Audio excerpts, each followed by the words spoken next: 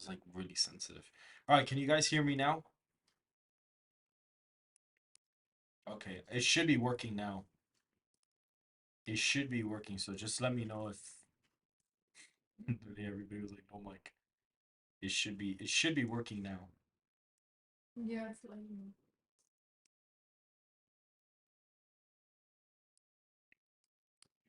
Guys, it should be working now. Okay, there it goes. All right, so now they can hear me. There's like a there's like a little bit of a delay. So, what's up, guys? Welcome back to another stream. Today, we're going to be looking at the map once again. We're going to be talking about Tim Walz and him kind of being the VP pick and what that means, and kind of speculating what the future of the whole thing could look like in terms of the next 90 days, because we're only 90 days away from the presidential election. So, guys, make sure if you are in here, make sure to hit the like button and subscribe if you're new. I know that lately, these later night streams, we tend to have like a lot of newer people. So, if you guys are tuning in, make sure to subscribe, make sure to hit the like button because I do this type of content every single day. I almost pretty much stream every day and I post videos every single day. So guys, make sure to go ahead to like the video and subscribe as well. So guys, right now with the polling data, it's looking kind of weird because right now it seems like Harris is kind of having this surge, and we've spoken about this before. A lot of the polling data tends to have a lot of errors in it, and so what ends up happening is he basically Harris ends up getting a way higher approval rating than expected. If we look at civics, we actually see this is her approval rating nationwide between every single state. So you see them right here. She's net minus 15 in Texas, minus 8 in Arizona, New Mexico. But this is far better than what she was at last week. She was down like 15 points in Arizona before, or she was like in the mid 30s. And so now she's literally at 44%. So her approval ratings really shot up. And this could be because of the fact that there is a response bias in the polling data. And that's what's kind of affecting that to actually happen. And so we clearly see that she jumped from 36% all the way to 46 in the span of about 2 weeks, which that's not a natural jump. That usually doesn't happen. Now, is there an enthusiasm gap with Democrats now? Like, is the gap closed? I definitely think that is the case. I think there is a lot of Democrats that are going to vote for Harris that wouldn't have voted for Biden, but I do think that it is being overblown quite a bit because there is a little bit of oversampling of Democrats to the point. There was even a new national poll today where Harris is up by a few points. She was up by like two, and the sample is Democrat plus 10. So it was literally like 54% of the party affiliation was like Democrat and 46 was Republican. And then if you weighed it like with the independent vote, it was like 40% Democrat, 30 something percent Republican, and the rest was independent. So it's just too much of a spread because the electorates have not really ever been that Democrat. Even if you look at a lot of state polls, for example, if we go to, 538 and we look at a state like, let's go to Georgia, for example, right? If we go to a state like Georgia and we see this, we look, Donald Trump's up in the aggregate barely, literally by 0.7%. But if you look at a lot of these polls, he's at 47%, 47, 45. There's one where he's at 50, and that actually happens to be our poll, believe it or not. And then Trafalgar also has him at about 49%. Redfield has him at 46. The problem is he's never gotten below 49% in the state of Georgia ever. In Georgia in 2016, he got 50.4% of the popular vote in the state of Georgia, while Clinton got 45%, and the rest of the third party candidates presumably got the rest. And we see here in 2020, he ended up getting about 49.24%. So he's never dropped below 49% in the state. And with the national environment being a lot redder now, more than likely, the polling is a lot different because even if you look here right now, I mean, Harris is leading by half a point in the regular to head, but we see here Biden is up by 6.4% right now as of August 7, 2020, and Clinton was up by 7 points. And Harris, out of all the Democrats, has the least of a lead. And actually, every single Democrat, going back all the way till 1992 or 1998 even, I believe, was leading in the cycle by way more than before. We can actually even go to Ready Go Politics' Twitter, and we'll actually see this. We see in 2024, Harris is leading by about half a point in the head-to-head matchup. We see Biden 6.4, Clinton 7 points, Obama 3.5 in 2012, which is close to what he won by. Obama 2008, he was leading by 3.6, but that was before any debates, and the recession and later in the cycle kind of really caused a lot of problems. Kerry was up in, 2004. That could have been because of the summer response bias, and he probably was actually never up. We even see here Gore was up by a point. We see Clinton was up by 22 points in 96, which is a pretty astounding number because he only won the popular vote in 1996 by literally 8 points, and he was up by 22 points. If that was the case, states like Kansas would have probably been close. You would have even seen Oklahoma go to Bill, Mississippi, Alabama, South Carolina would have gone to him. He would have won Virginia, North Carolina, Georgia. Like it would have been a disaster. Even South Dakota probably would have gone to Bill Clinton in 1996 if he really won the popular vote by 22 points, because that is actually insane. We can actually test this out right now. We can see here if we go ahead and shift also, you won the popular vote by about 8 and 22. That would end up being, if we had to add that up, it would be like 14 more points. So you see, this is what would happen if you literally end up giving him 14 more points. So if he won the popular vote by 22, the Republican candidate would have only gotten 22 electoral votes, and Clinton would have gotten 516 electoral college votes. The only thing that would have gone for Dole would have been Alaska, Idaho, Utah, Nebraska's third, and even Nebraska itself would have been close, and Kansas would have been really, really competitive that cycle. But literally every other state, even Wyoming, would have gone to Clinton by about a point or so, and all the other states would have been safe or likely margins for Bill Clinton. So that would have been a disaster for him if he, or for the Republicans, if he would have won by 22 points. You can even go to 1992, and we even see here that Clinton was ahead by 19 points, and he ended up winning here by just about 6, and he still was able to get 370. So if we added that, if he ended up getting that victory, that would add about 13 points to his margin of popular vote victory. If we added that, he would have done even better in the 1992 election. He even would have picked up North Dakota. He would have won Wyoming by a couple points. He would have picked up Mississippi, South Carolina. A lot of that Appalachian, kind of area would have gone deep, deep blue. And we see, New Hampshire 14-point win. He would have won Virginia by 8. Colorado would have been safe Democrat. That cycle, Utah would have only been a 3-point win. Idaho would have been really close.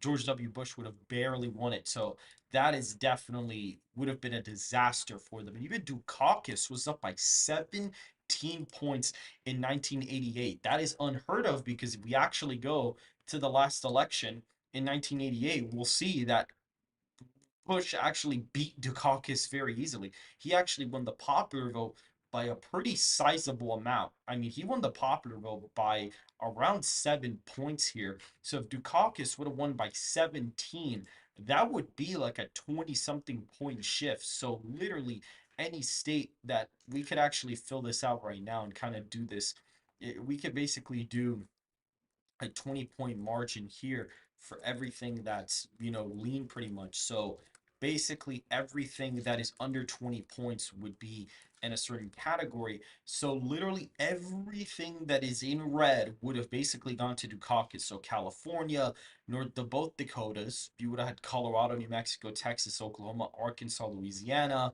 Illinois, Michigan, Pennsylvania, New Jersey, Delaware, like all these states would have gone. Literally Bush probably would have only gotten 123 electoral college votes, even a little bit less than that, possibly. So you've had a lot of polling leads that have been very large, and you had Obama. The recession kind of crashed that.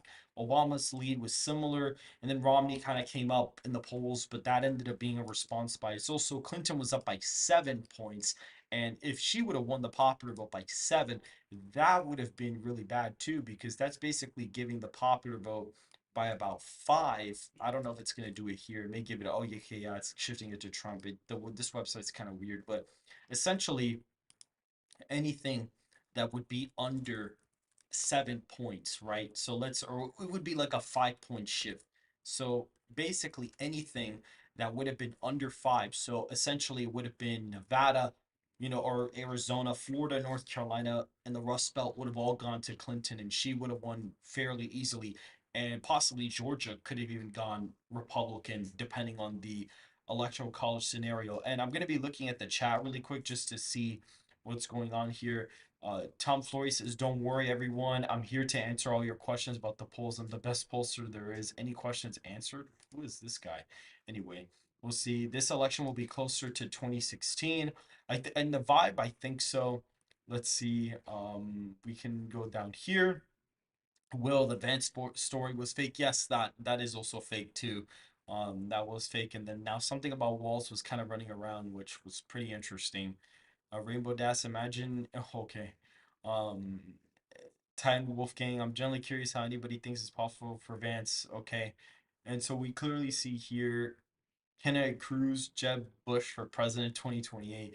Yeah, there's that meme of Bush winning like every single state or whatever. I've never really understood that, to be honest. Uh, Tom Flory, hey, thank you very much, Tom. I appreciate for subscribing.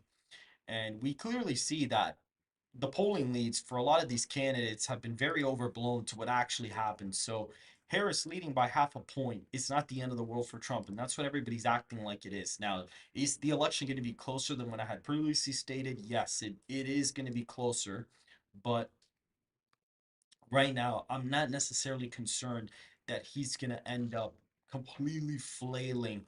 He's definitely still the favorite to win the presidential election. If we were to fill out the electoral map here, you would actually see that a lot of these states would be in basically the safe Republican column. Even like Ohio would still probably be in the safe column, as well as Iowa here.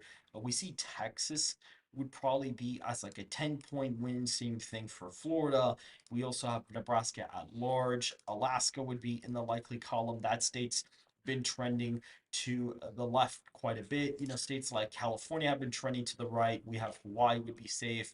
Maryland, D.C., Massachusetts, Vermont, as well as like Connecticut, Rhode Island would be safe now. If you look at Delaware, it's like about a 13-point victory, and New Jersey is kind of up there too. So it's no longer in the single digits as of right now. And then New York is in the safe Democrat column as well. It is currently a 16-point win. New Jersey at about 12 points. If we look at Oregon, that is likely, but Washington is actually in the safe column now as well for Harris too. And what's pretty interesting is that we actually had primary, data come out today from Washington, which I think was very interesting because we actually had some early primary numbers and they came out of there and it shows if you add up all the Republican votes, they're at around 43% and the Democrats are at like 57. So it's like around D plus 17. And that's for the jungle primary. When everybody votes, the state could vote anywhere in the Senate race by probably 10 to 17 points, like within that range. And that's within the range of what my estimation is as of right now for the state. So that is also very interesting to think about as well.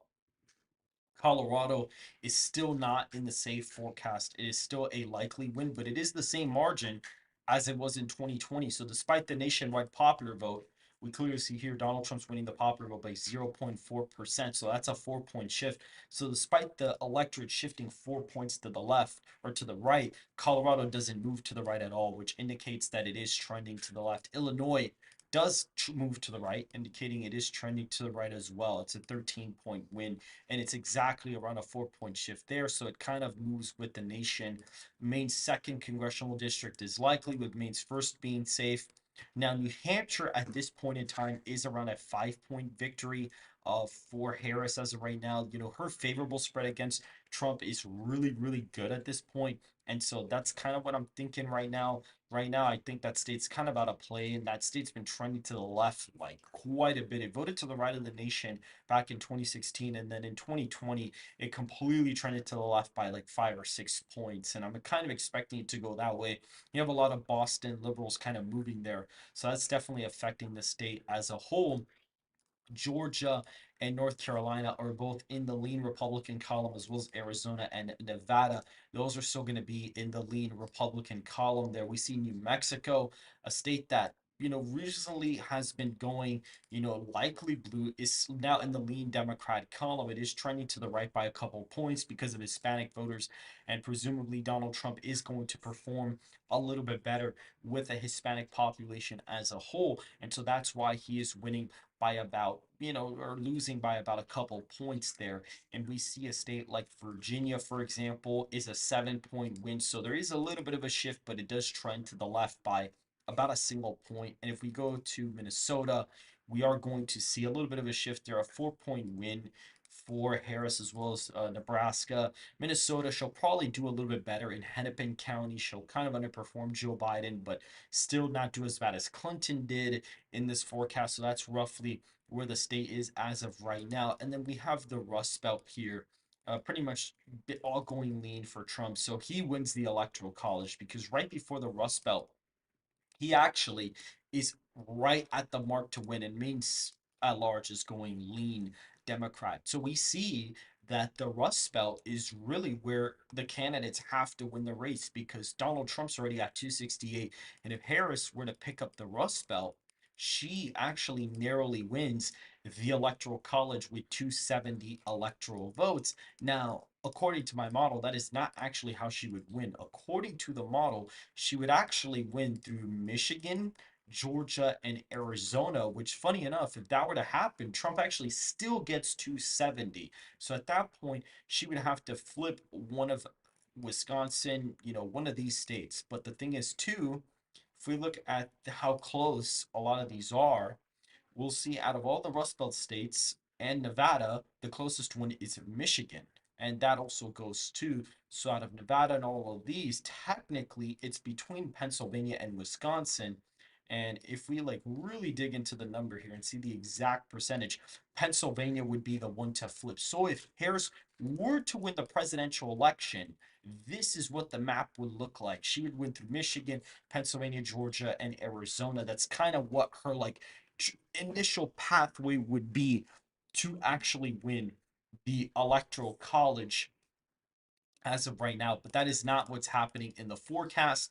The former president is still winning by a somewhat decent amount in a lot of the swing states. A lot of these state margins would be like his best performance he's ever put on in a lot of these states. Like Virginia, well, he's gotten closer than that, but like R+6, North Carolina would be his best margin.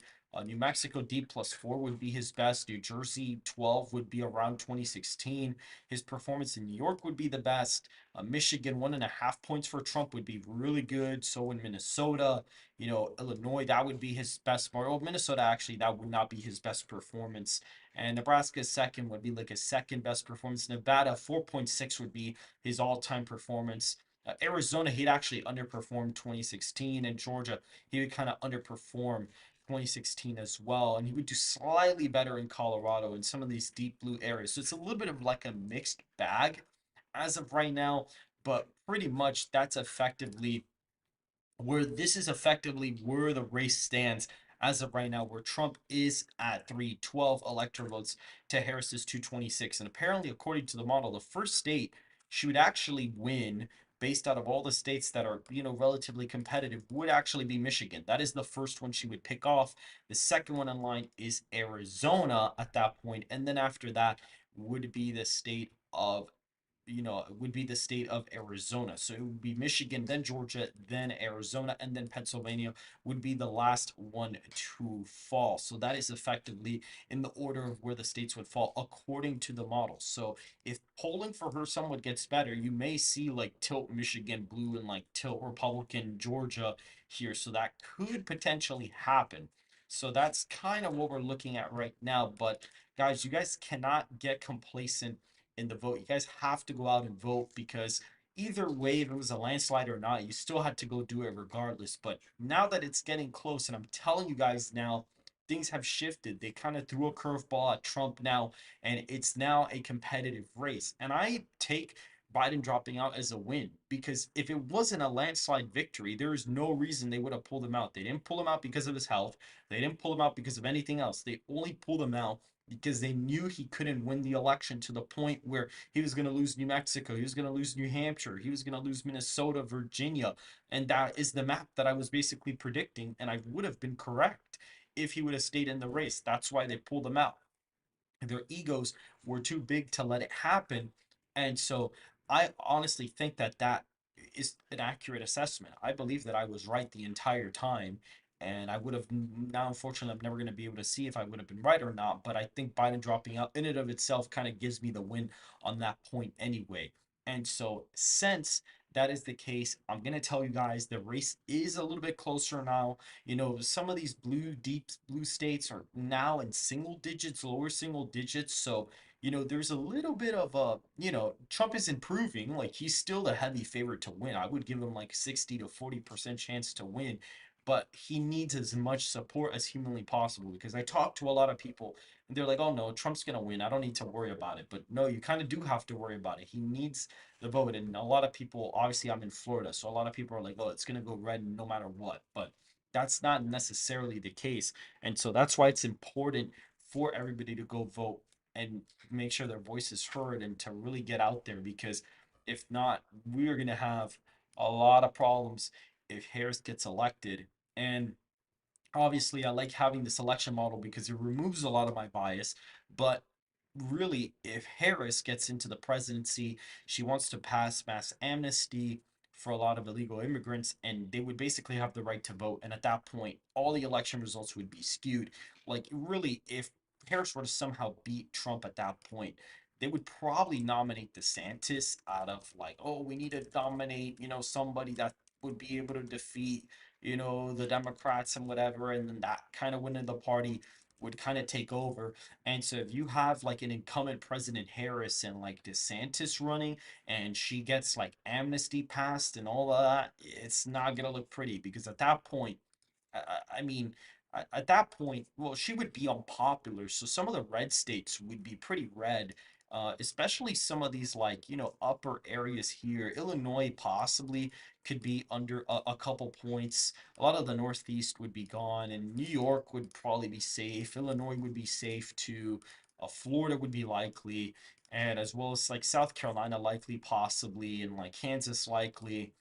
New Mexico would be a likely state at that point. Like, it would be a lot harder of an election. I would honestly even say that Alaska is under 5 if Harris gets elected, to be honest.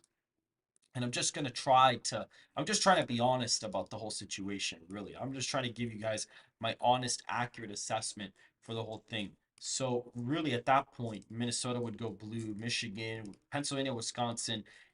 Ron DeSantis does not have the Rust Belt appeal necessary to win the Rust Belt, even against somebody like Harris, especially if she's the incumbent. Unfortunately, it's going to be very difficult for him to win it. Now, I do think he'd be able to win Georgia. I think he probably would be able to win Nevada. Texas is a little bit of an iffy one, especially if they pass amnesty, because a lot of the illegal immigrants are here. And so I think that Harris would be unpopular enough for DeSantis to like barely pull out Texas.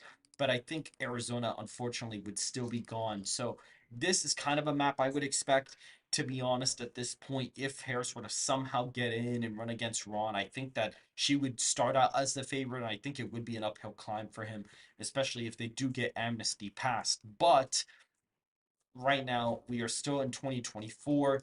Trump really needs to work as hard as possible to get this race, in the bag. And he can't do it. I mean, it's not hard. I mean, realistically, on a lot of the issues, he's a lot worse, or she's a lot worse than a lot of the other candidates, especially against Biden.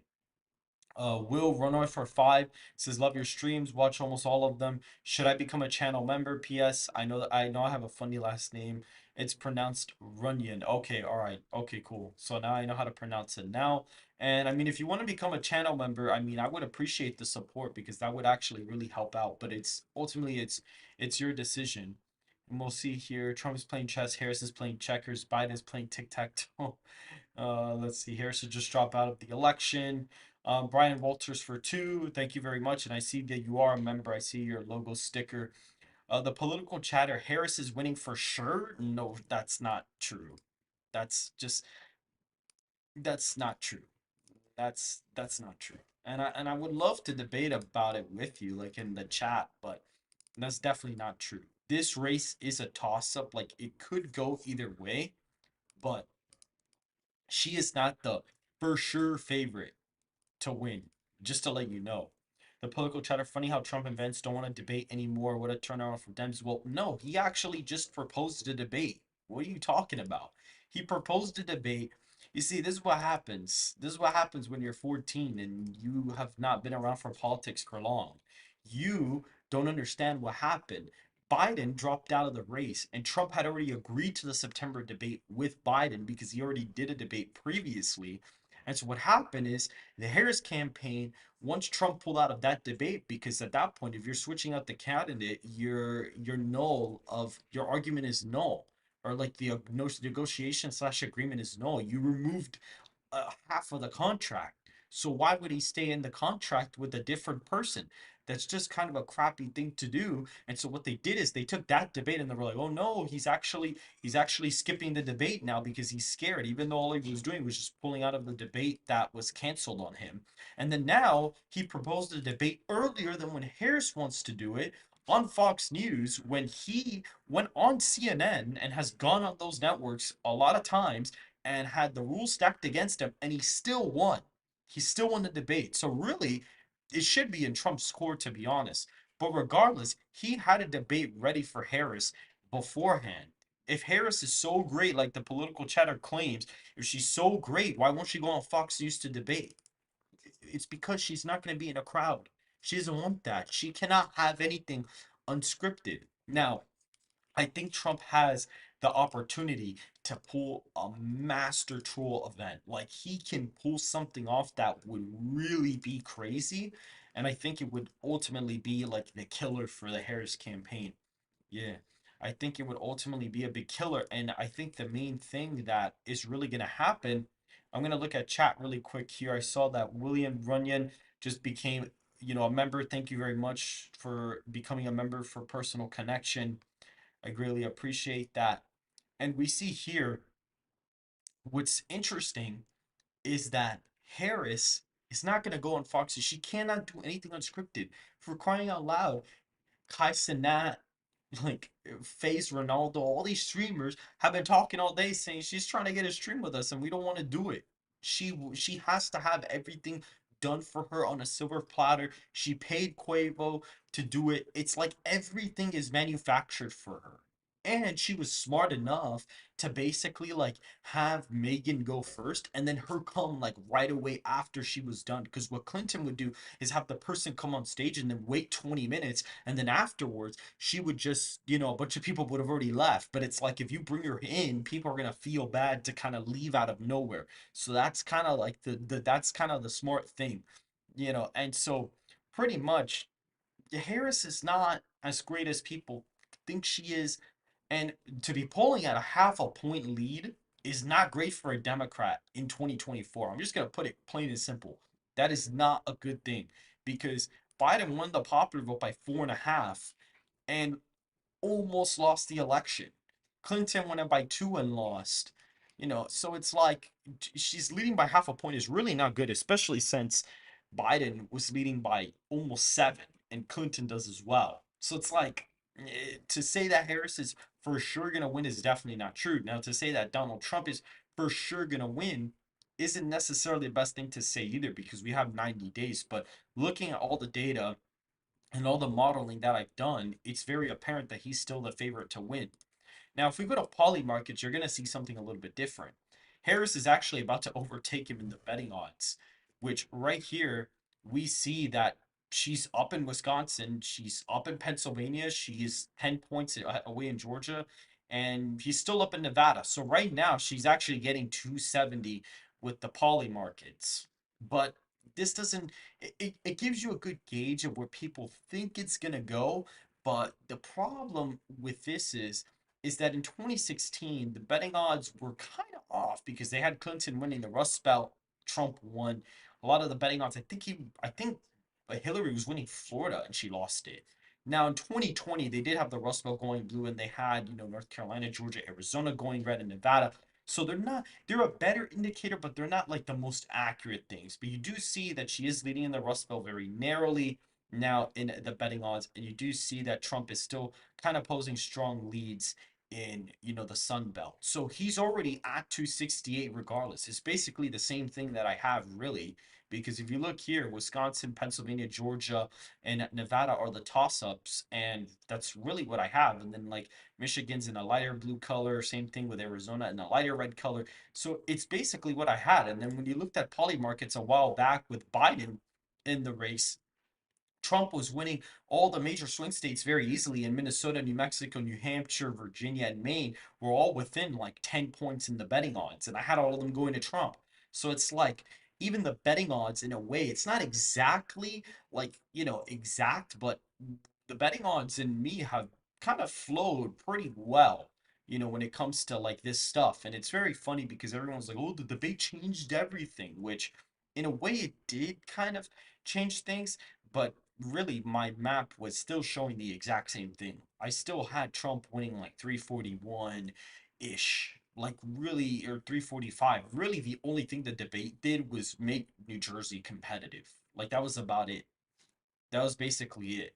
It didn't really change much, but since people were under the impression that it was a close race when they saw the debate, they were like, "Oh my God, it's so different." But for me, it was like, "Okay, yeah, Trump's already ahead by 345. It's just New Jersey's probably going to go red now," which there was a valid argument about a month ago that you could say, "Okay, New Jersey actually has a potential to go."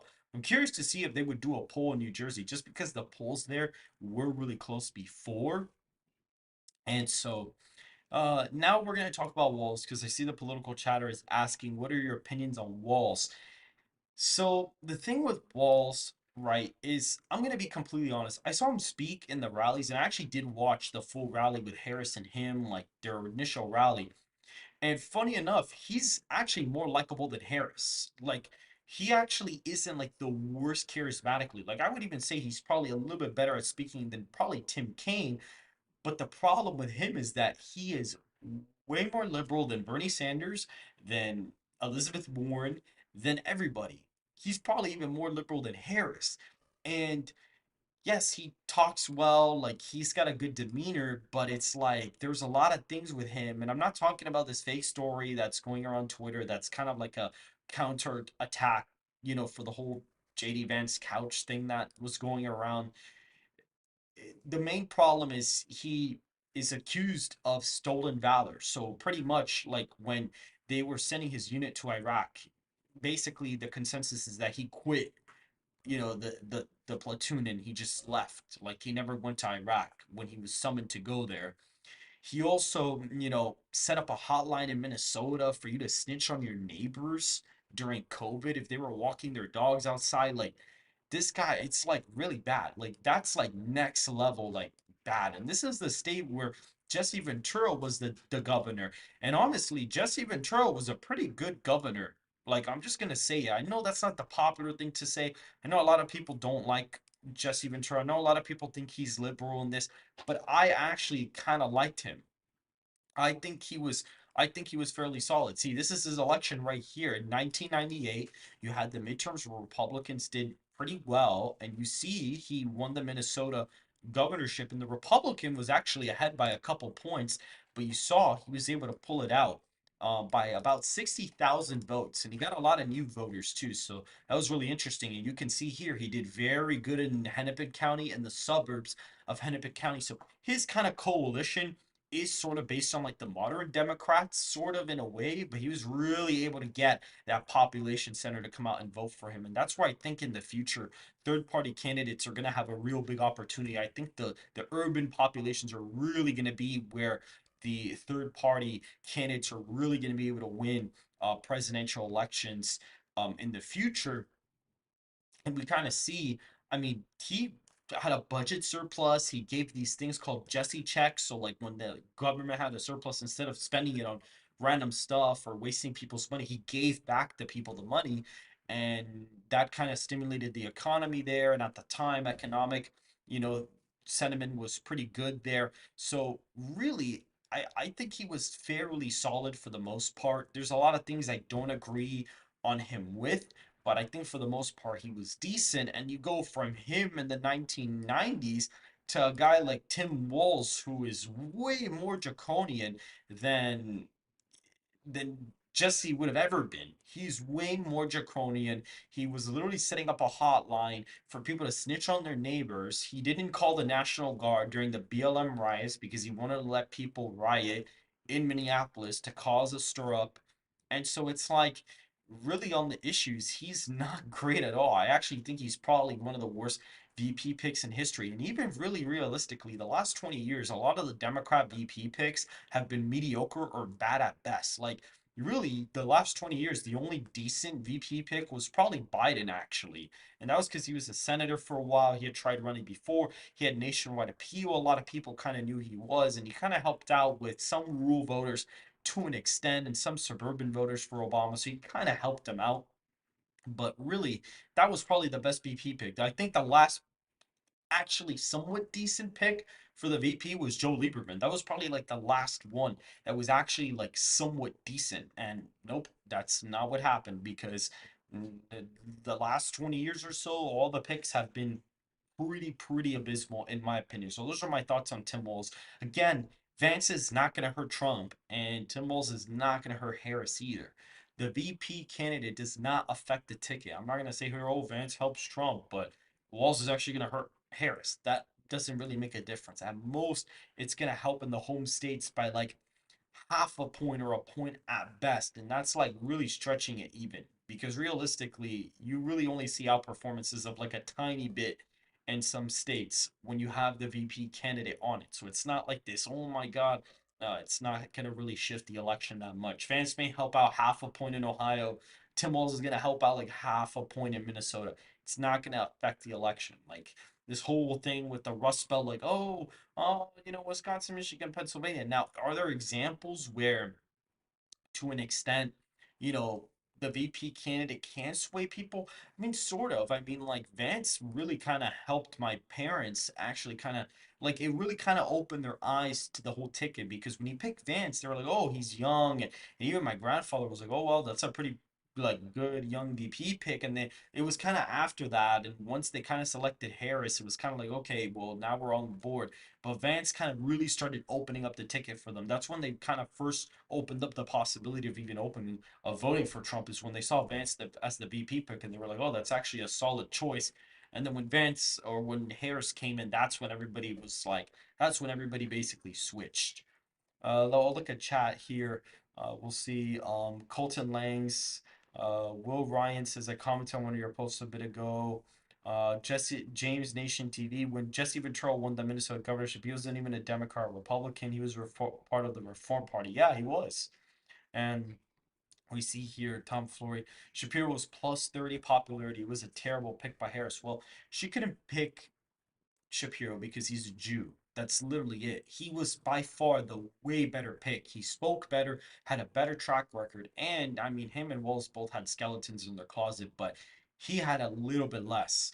And by far was the way better charismatic speaker, not even close. So it's very obvious that they did not pick him because he's pro Israel, he's a Jew, and all of a sudden, out of nowhere, the past 2 years, the Democrats out of nowhere just started hating Jews because of this whole Israel Hamas thing.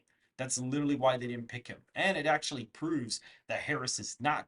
Her VP pick actually just proves that she's not confident in winning because she felt like instead of picking Josh Shapiro, who arguably probably would have been a decent pick and probably could have actually moved the needle a tiny bit, she ended up going with Walz, which was the safe option. Trump, on the mean hand, the Vance pick was actually a pretty big sign of confidence because if he didn't think he was going to win, he would have picked a Tulsi Gabbard. He would have picked a Glenn Youngkin. He would have picked a lot of people. But the reason why he couldn't do that is because he probably knew they weren't going to keep Biden. So he knew he couldn't end up like picking somebody because, oh, I want to win here and win this. Like that wasn't what it was about. He picked somebody who he thought out of the short list would work with him the best and he thought was a decent pick. And he went with again, not all of them are like completely free of anti-establishment sentiment, but out of all the VP picks, Vance was probably the most anti-establishment out of all of them. That one politics for two says, why is your model so different from Gold Crown now? Okay, well, here's the thing. If I were to go ahead and like tell you guys where I think the map is, it would probably be similar to what Gold Crown is, but I like having the model because it kind of helps me like ground myself because what ends up happening to people is like certain events happen and then they get stuck in a rut in that thing and then like all their future projections are like just wish casting. That's why the political chatter, he just has Harris winning because that's all he wants to happen. He just wants Harris to win. Let's Talk Elections is being paid by the Harris campaign and the Biden campaign to say that they're going to win. That's the only reason why he has that. So I think with the model, it's a little bit better for me to have this because it's a little bit, it helps me stay a little bit more grounded in some of these things. Now, may I be underestimating Trump? Probably, especially now with the Democrat we're sampling. Or am I overestimating him? We'll see what happens. But I think that this is going to be within the ballpark of realistic scenarios. And then obviously after the election, we'll kind of go ahead and analyze what went wrong, what needs to be improved, so that for 2028 we have something even better. But I'm almost certain that this is going to be better than like 90% of the forecast out there. It's going to be better than 538. It's going to be better than Nate Silver. It's going to be better than most of the forecast. I'm almost 100% certain that it's going to be better than most of them. Because when I tested it to 2020, it was better than all the forecasts. All the forecasts had Biden winning over like 200 and something electoral votes by like a huge difference. Like it was ridiculous. And so now at this point, I really, really don't think that it's going to be the case where I don't think Harris is winning right now. I don't think she's winning right now. I think Trump is the leaning favorite to win, not the overwhelming favorite, but is the lean favorite to win. And so that's kind of where I'm at with that as of right now. And we're going to look at Twitter really quick before I end the stream to see if there's anything like coming up on the news and stuff like that. But yeah, Kai Cenat went off and was like, I don't want anything to do with politics. These people keep calling me. The Secret Service keeps calling me because they're desperate. All their stuff is scripted, all their stuff is manufactured. And funny enough, I have a hot take that a lot of people don't necessarily agree with. But I actually think that if Trump doesn't debate Harris, I actually think that it would go even better for him because they would be forced to do town halls. And she is not going to do good in a town hall. All of her stuff has been scripted, everything. And you can't script a town hall. It's like impossible. You cannot script a town hall unless everybody there, you paid them to be there and you got all the questions in advance, which eventually that would come out. I mean, to fake something like that is like just really bad. Like it's very hard to script a town hall because a lot of the people sometimes even like randomly show up too. So it would almost be impossible to script it. And Trump performs best in that kind of environment. That one politics for five says, what about election predictions official who only got one state wrong in 2020 and one Senate race wrong in 2022? Well, yes, he has had a pretty good track record for the most part. I haven't seen what his new forecast is. I think he still has Trump winning, but right now he started in about 2018 or so, and he's gotten lucky that the last two elections have been close. But if you look at approval ratings and you look at different things, you would have seen that Trump was ahead of Biden by a substantial amount to the point where there's no way it would have been close. And I'm still going to stick by that. There's no way that race would have been close. Trump would have gotten over 330 electoral votes minimum. There's a reason why he dropped out. Like it's not like it just randomly happened. There's a reason why they kicked him out. They knew that he was gonna lose bad. Even his own internal polling was showing him literally losing. I'll draw it out here really quick. Obviously it says Harris on there, but clearly this wouldn't be a Harris map. But literally the internal polls had Trump winning Nebraska second. He was winning New Hampshire, Virginia, and New Mexico. So the map, according to their own internal polling, which is supposed to look a little bit better for them, has Trump at 335 electoral college votes to Biden's 203, which would have only been two states off for my forecast because I had Trump at 347. So really, if Trump would have won in the 330s and I would have only gotten Minnesota and Maine wrong because I didn't see that they were going to trend that far to the left, I would have said I would have been the most accurate forecaster for the entire cycle. So at this point, I'm like very confident that Biden would have lost really bad. I'm almost for sure certain that he would have lost badly, and it would have been not such a great look for Biden at all. And that's why they got rid of him. And so right now the race is at 312 to 226. Now it's going to get interesting when it gets close because effectively these are sort of going to be the toss-ups. I mean, really it's the major six swing states, and Trump really, he just, if he wins the Sun Belt, he just needs one of these. Now the problem with Georgia is it's one of the more left-leaning swing states because of Harris now. So really his path to victory, he should really try to get Michigan, in my opinion. I think he should really try to get Michigan or at least get the Rust Belt. Like he needs to do good here. And I think with Harris doing worse with white working class voters, he's probably going to end up doing better with white working class voters than Harris would anyway, because she's the first national Democrat in a while that really doesn't have any appeal with them. We see here Tom Floyd also so glad. Why is Minnesota all of a sudden close? Yeah, he'll debate her. The other debate is canceled because it was for Biden. South Dakota plus 10 GDP is nothing to sneeze about. Fastest growing state in the U.S. I've heard a lot of good things about South Dakota, actually. Apparently, they're doing really well. What do you think of the crowds at Harris's rallies? Apparently, they had 30K in Michigan at that airport. Again, crowd sizes don't decide elections. I mean, Biden got like 5 people to show up every time in 2020. Trump had way more people, and Biden was able to somehow narrowly eke out the win there. So the crowd sizes don't really necessarily mean anything. To be honest, I don't really put a lot of stock into them. There's all these people, oh, there's no signs for this person. Obviously for a local race it's more important. Like I went to go vote for my county mayor candidate Manny Sid, which if whoever's in South Florida and Miami-Dade, you guys should go vote for him because early voting already started. But obviously if your opponent has one sign in a location where about like 5,000 6,000 people are, clearly you're kind of messing up. But in terms of like a presidential race, that's a race that's on a larger scale that a lot of people decide who they're going to vote for anyway, like months before even. And especially now, like I think when we look at the data, you're probably going to see about like probably 60 70% of voters uh probably ended up voting or deciding their vote like a year before the election. That's probably going to happen. I wouldn't be surprised. Like I probably think only 30 20% of voters probably found out who they were going to vote for this year. It probably is even higher than that. May even be 80% figured it out a year or even more than that before. So that's just kind of my guess here. If Dow drops 0.22%, we have essentially had no Dow growth in about 6 months. Wow, that would be bad. Trump needs Georgia. The problem is this is a little bit one of the left-leaning ones because of Harris. Apparently she's doing slightly better there. So that's a little bit of a problem because now Harris is only losing the state. If we go to the forecast, she's only losing it by exactly 2, which isn't a great margin for Trump, to be honest. I mean, I may be underestimating here. I think it may be the model is kind of wonky.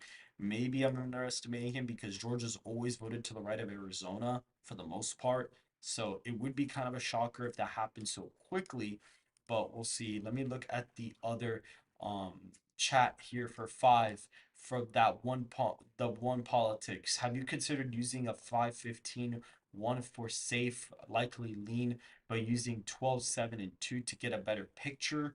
I don't really like using different numbers because I feel like the industry standard is 1-5-15 for lean, likely, and safe. So I just like sticking with the industry standard. I don't know why a lot of people decided to move to uh plus 10 is safe. Like 10 points is really not safe, to be honest, because a state where you barely have any people, 10 points can be just a couple thousand votes. It could be like 50,000 votes. That's not really a safe margin. I think 15 is a reasonable margin. So, hold on, guys.